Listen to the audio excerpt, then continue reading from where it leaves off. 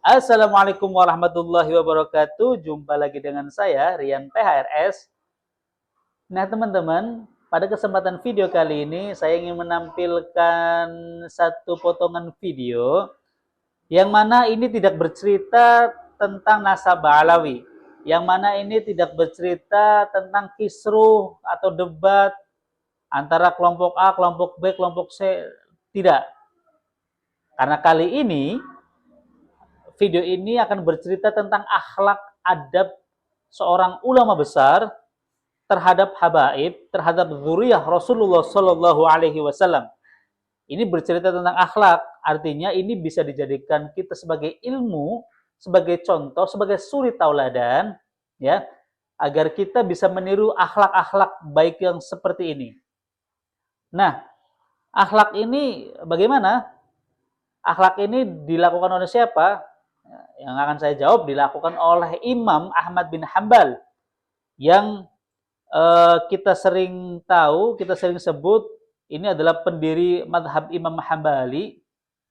Jadi kita tahu di dalam Ahlus Sunnah wal Jamaah itu ada dalam fikihnya ada 4 madhab, yaitu Hanafi, Maliki, Syafi'i, dan Hambali.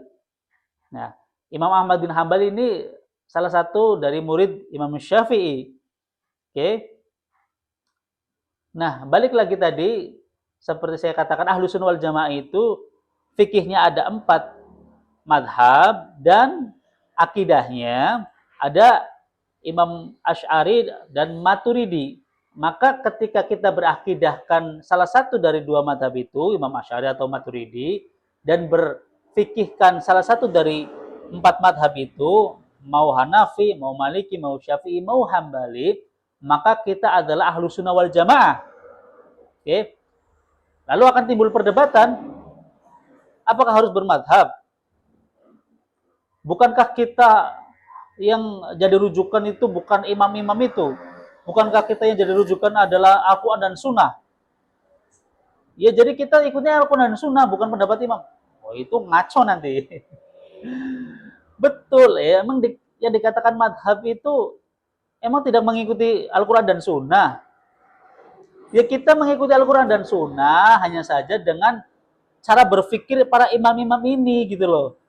Karena imam-imam ini adalah orang yang berkompetensi di bidang itu, yang memiliki wawasan yang luas, ilmu yang tinggi, sehingga mereka bisa memaknai Al-Quran dan Sunnah sesuai kapasitas mereka sebagai orang alim. Ya, kita ikuti dalam madhab itu.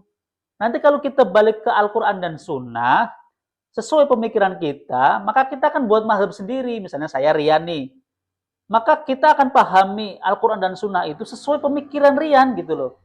Maka nanti akan jadi mazhab Rian nih. Itu bercanda. Ya, intinya gitulah teman-teman.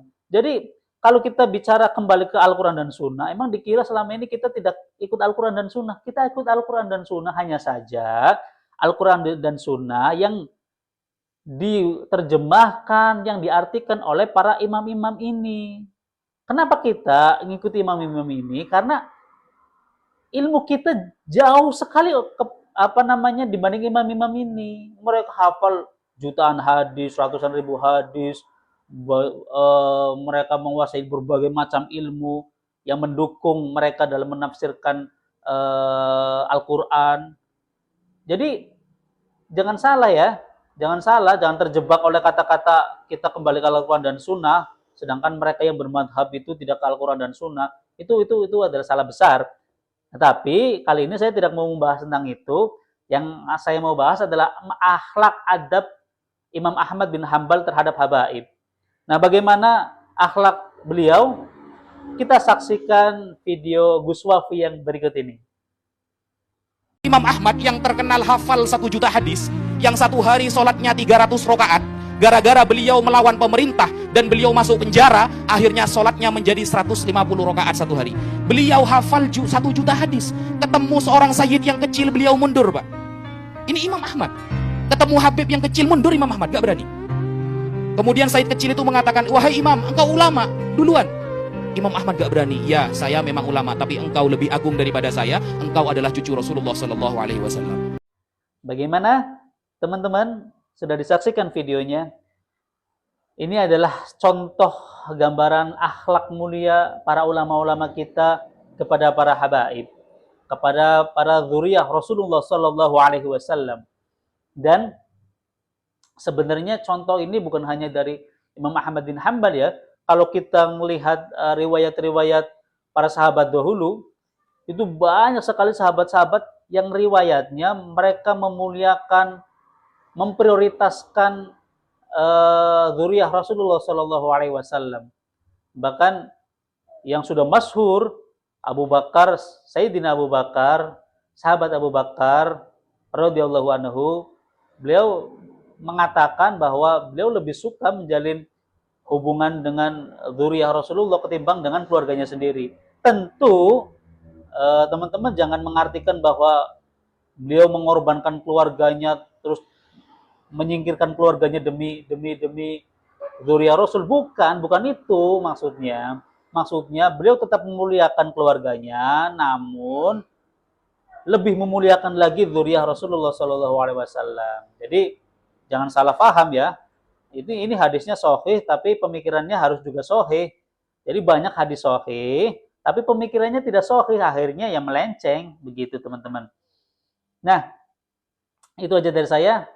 Semoga ini bisa bermanfaat. Semoga riwayat ini bisa dijadikan kita sebagai contoh, sebagai suri tauladan, akhlak adab yang mulia, yang baik. Kita dijadikan contoh agar kita tidak su'ul adab. Kita tidak su'ul adab terhadap habaib, terhadap dzurriyyah Rasulullah Shallallahu Alaihi Wasallam. Dan su'ul adab ini sebenarnya bukan hanya terhadap habaib, terhadap kiai, terhadap ustadz, terhadap orang-orang tua kita, orang yang jauh lebih tua. Ini harus dijaga juga adabnya, akhlaknya.